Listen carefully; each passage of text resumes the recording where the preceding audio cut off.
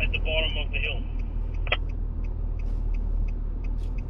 Charlie copy, turning right at the bottom of the hill. Yep, at the T-junction. At T-junction.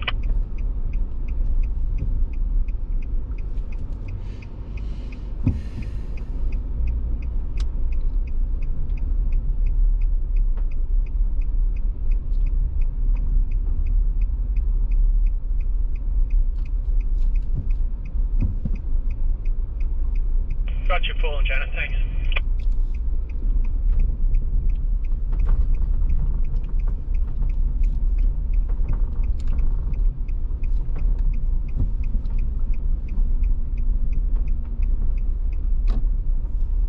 Don't forget to check that there's no airplanes landing when you cross the runway.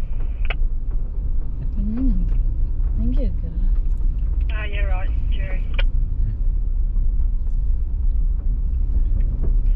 Yeah, Robin, you can turn right. I've got you.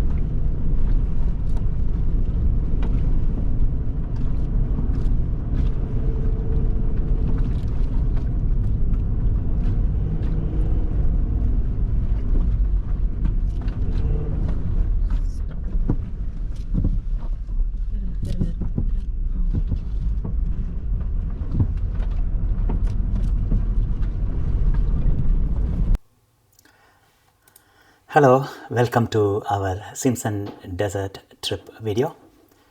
Just to give you a bit of background, this is how Australia was 110 million years ago. There was an inland sea here. That is just explaining why there are salt lakes and salt pans and water is quite salty around this area here. And some of my friends asked me, you said you're going to desert and how come it's affected by floods?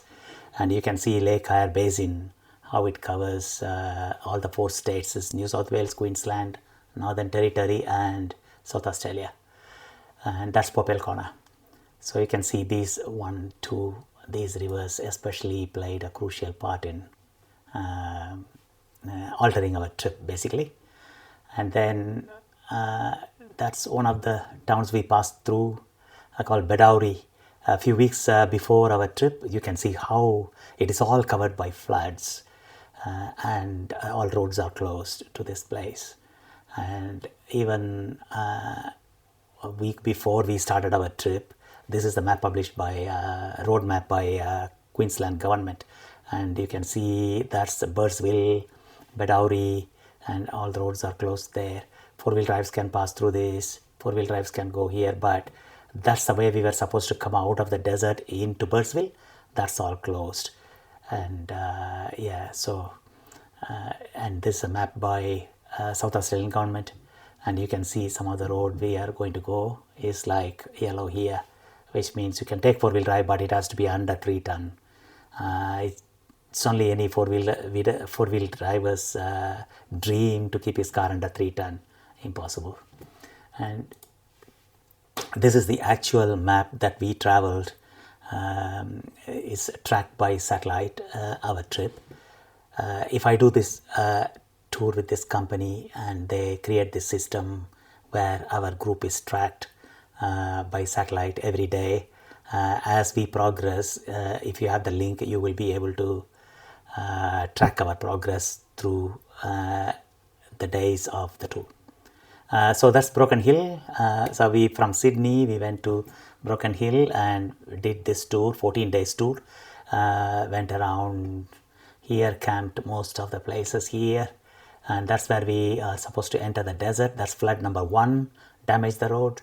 From Hamilton Station to Dalhousie Springs, we had to go around to Mount Dare Hotel, fill fuel, then came and camped at Dalhousie Springs. Then we camped a few days in the desert like this, and here we are meant to cross the desert that way to Birdsville, but that's only 165 kilometer. That's flood number 2 in Eyre Creek stopped us from doing that.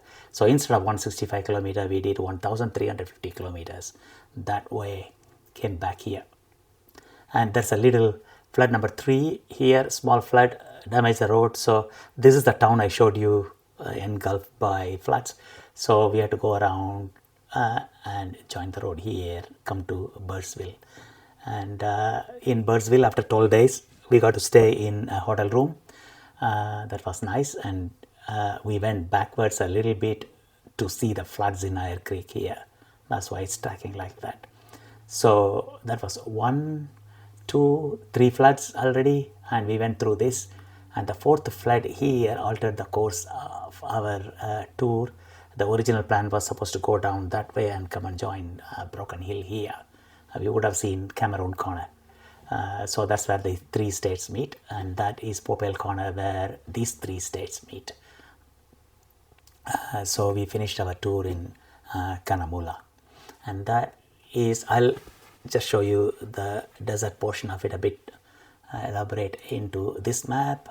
That is Simpson Desert, and we are starting in Broken Hill, doing outback trip, going around like this, coming to Hamilton Station, went around here to Dalhousie Springs, stayed in the desert few days, and because we couldn't get past the Eyre Creek, we went through desert again, went to a Jervois station and took this road. Used to be heavily corrugated before, but it was recently graded for us, a big relief. We went to Bolia and camped there and came down to Birdsville, had a bit of look and went, like I said before.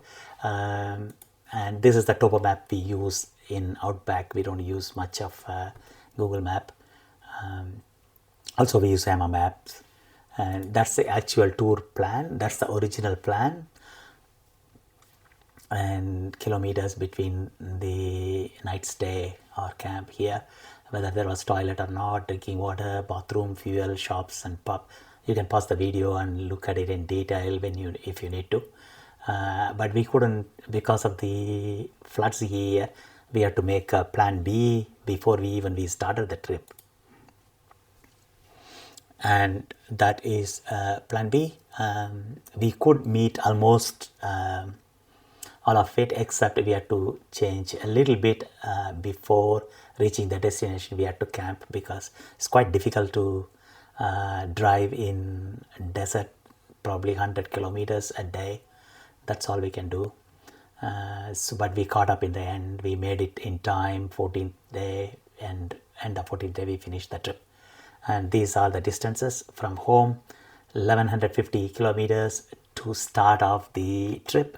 We ended up 1000 kilometers away from the home, overall around that much. That's just a plan. Actual one I'll show you when the video comes ahead. And again, these are all the toilet facilities and everything noted down. This is where we fill fuel, the distance between 2 filling stations. And when we make a remote trip like this, we always plan ahead and note down all the important phone numbers, and just in case if you are separated from the group or you need any help. It's just a general procedure for off-road driving. And of course, these are all links that I can click and get their reports. And these just general jobs list to be completed before going on the trip. Yeah, and then it's just a checklist, mostly packing list. So we prepare the list, and as we pack, put things in the car, we put a tick mark there. Yeah, so you can see some crosses there, which means we haven't taken them or we haven't done that. So usually in the list we have this cross and a tick. So list is usually blank in the start, and we just copy it and paste it next to it as we load the car. And sometimes I don't need I have high lift jack and all these things in my garage, but just to reduce the weight, to keep the weight under control, we haven't taken it this time, and so that's why the cross marks are there. Okay, thank you very much.